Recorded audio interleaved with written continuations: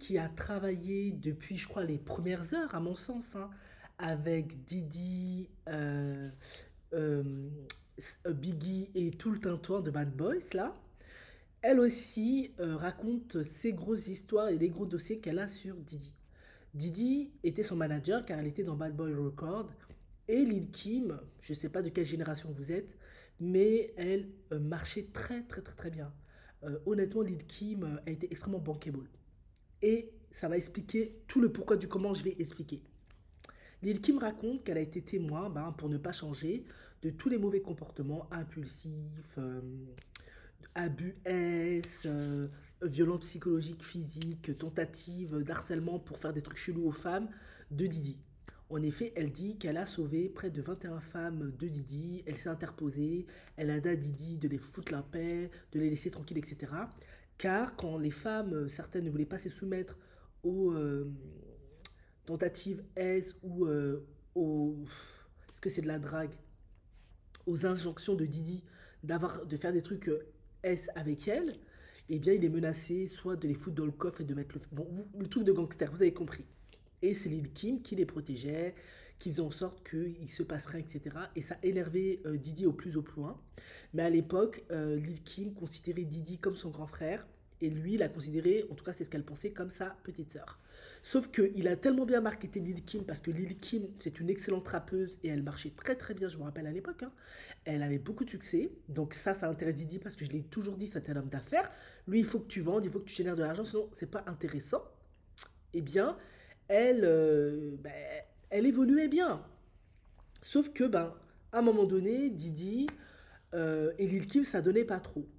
Maintenant, Lil Kim, elle explique, c'est parce qu'il ne pouvait pas supporter qu'elle prenne de plus en plus d'influence, qu'elle ait d'autres opportunités hors de certaines sphères que lui, parce que lui, il veut toujours avoir le contrôle, surtout sur les femmes, et pouvoir se dire que c'est à lui que les femmes sont là où il est. Bon, ça va aussi avec son personnage très narcissique, hein, et dominateur et abusif, hein. Mais il faisait également ça à des hommes, hein. Il était aussi harcelant avec des hommes, pas que des femmes.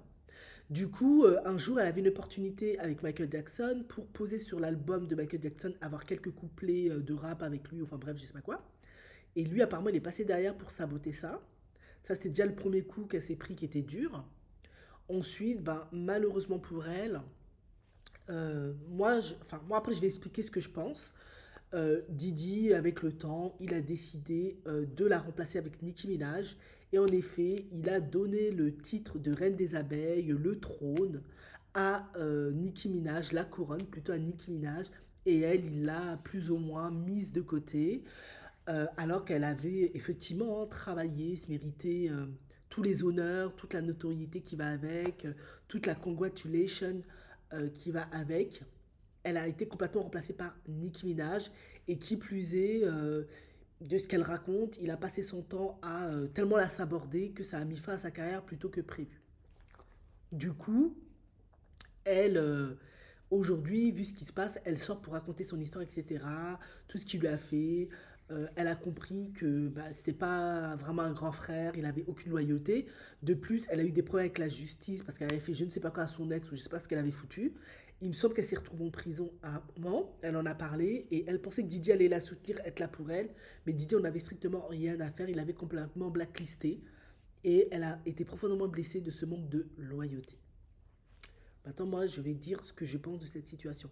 Oui, c'est évident que Didi, lorsque tu es dans sa label et que tu as un joli bouti, homme comme femme, un joli minois, homme comme femme, il a envie de te manger, de te sucrer. Ça, c'est le comportement de beaucoup d'hommes puissants qui ont l'ascendant sur toi, financière, tu es dépendant d'eux parce que tu veux lancer ta carrière, etc., etc. Ils savent pertinemment que tu vas pas faire carrière, que tu n'as aucune chance parce que tu n'as pas le talent qu'il faut, tu n'as pas le physique qu'il faut. Si tu marketes, ce serait plus une perte de temps qu'il faut. Par contre, ils te gardent comme ces artistes-là pour te mettre dans les cœurs, sur faire certaines tâches et bien évidemment profiter en nature de toi. Maintenant, toi, en tant qu'artiste, tu ne le sais pas parce que c'est lui qui connaît son domaine, qui connaît le secteur et tu es là comme un con et une conne. Et moi, je pense tout simplement pourquoi Didi, il n'a rien fait à Lil Kim, ainsi qu'un certain nombre d'artistes, à mon avis, qui lui rapportaient beaucoup, je pense. Je pense que c'est assez le cas, parce que tu es bankable, tu lui ramènes de l'argent, donc il va pas traire la vache qui le... Enfin, il va pas intoxiquer la vache qui le nourrit. Après, je garde des grandes réserves. Il se peut que ça soit le cas pour qu'il ait quand même fait... On dit qu'il a fait des trucs à Biggie Smalls, Justin Usher. Je pense que c'est possible. Mais eux ne sont plus là ou ne viennent pas dire qu'il m'a fait des choses. Donc, allegedly. Dans le cas de Lil Kim, bah, elle, pourquoi il lui disait rien? Parce qu'elle était super bankable. Il la connaissait depuis longtemps déjà, je pense. Et elle était super bankable. Mais après, pourquoi ça a changé? Parce que ça reste un homme d'affaires, il est là pour faire de l'argent. Et avant tout, ça reste un sociopathe. Les sociopathes, l'empathie, ils n'en ont pas beaucoup. Pas beaucoup envers ceux qui leur servent à rien. Et surtout, ils en ont surtout pour eux et pas pour les autres. Maintenant, dans le cas de Lil Kimba, il faut être réaliste.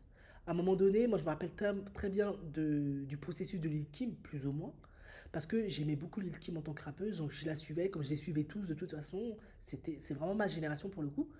Et s'il y avait une chose, je pense, qui a pas joué en la faveur de Lil Kim, c'est que Lil Kim, à la base, est plutôt foncée de peau, il me semble. Et elle a commencé à se mettre du produit, du ginseng, hein, comme on appelle chez nous, pour s'éclaircir la peau. Malheureusement pour elle, bah, je crois que ça a contribué à tuer sa carrière, tout simplement, en fait. Et à un moment donné, bah, si tu ne t'aimes pas et que la plupart des gens déjà qui te soutiennent, c'est la communauté noire, et dans la communauté noire, il y a quand même beaucoup plus de noirs que de métis ou de gens clairs, ça passe pas. Et puis même, certainement, vis-à-vis des gens métis et clairs, bah, comment eux, ils vivent la chose, quoi. C'était une pitrerie, une de eux-mêmes, une caricature de eux, enfin, je sais pas. Quoi qu'il en soit, beaucoup de femmes noires ont pu aussi le prendre pour une trahison, et vice-versa. Enfin, je pense que c'est assez complexe comme sujet. Par conséquent, moi je me rappelle à l'époque où j'ai vu ça, ça m'a fait profondément choquer. Ouais, jeune femme que j'étais, petite fille adolescente que j'étais, ça m'avait profondément choqué. Parce que je me suis dit, mais si Lil Kim ne peut pas s'aimer comme elle est, je sais pas, on est mal barré. Autant Foxy, elle est restée comme elle est. Et j'ai toujours eu beaucoup de respect et d'admiration pour Foxy. Mais Lil Kim, c'est devenu autre chose. Et puis sa chirurgie qui se rajoutait, ça a tout gâté. Personnellement, Lil Kim était une très très belle femme, elle a de beaux traits. Pas besoin de faire de chirurgie parce que elle a de la mélanine, donc à la base, elle est censée vieillir plutôt bien. Tu peux faire quelques petites touches, peut-être de botox ceci et là, mais elle a trop forcé. Donc ça a tout gâté. Et je pense que ça a contribué à juste tuer sa carrière. Qui plus est, Lil Kim a pris de l'âge, a vieilli. Donc les personnes telles que moi qui l'ont soutenu, qui l'ont aimé à l'époque, bah, c'est plus les mêmes que la génération. C'est plus la même génération. Donc il faut quelqu'un d'autre pour prendre la relève, pour vendre, pour être un nouveau produit. C'est le business. Bon, c'est facile d'expliquer ça parce que je suis pas dedans, mais je suppose que quand tu es un artiste et dedans, ça doit être profondément douloureux de te voir écarté au profit d'une jeune beaucoup plus ambitieuse, pétillante et tout le tintouin. Et c'est vrai que pour le coup, il a plutôt bien ciblé parce que Nicki Minaj et Lil Kim, elles se ressemblent vachement, hein, c'est vrai. Et il lui a donné tous les attributs qui faisaient que Lil Kim cartonnait, il l'a donné à Nicki Minaj. Mais c'est du marketing. Ces femmes-là, c'est des produits. C'est tellement des produits que elle explique que Lil Kim, il fait que d'objectiver les gens. Bah oui, lui c'est un homme d'affaires, vous êtes des produits pour lui. Il vous humanise pas tellement en fait. Vous êtes là pour lui ramener de l'argent. Et Lil Kim, c'était fini. C'était une époque. Biggie, tout le tintouin, début de Bad Boy, nanana. Maintenant, c'est une autre époque, c'est fini. Et je pense que ben, Didi, ben, c'est un homme d'affaires. Effectivement, il n'est pas très loyal sur certaines choses. Et du coup, ben, il n'en avait que faire. Plus tous les conflits qu'ils avaient sous jacent parce que Lil Kim dit que moi, il me faisait rien parce que j'avais plein de dossiers sur lui. C'est possible, je pense que c'est vrai. Mais je pense aussi qu'à un moment donné, il en avait marre peut-être du caractère de Lil Kim, parce que ça devenait compliqué, parce que elle devenait de plus en plus insécure, donc beaucoup plus vindicative. Lui, il aime pas ça. Il aime quand t'obéis et tu te tais. Donc à un moment donné, ça. Et puis, ça arrive que des relations de travail, collaboration, se terminent. Ça reste pas de belles amitiés, c'est comme ça, c'est la vie. Donc Lil Kim, voilà, malheureusement pour elle, je pense que tout ce qu'elle raconte, c'est 100% vrai.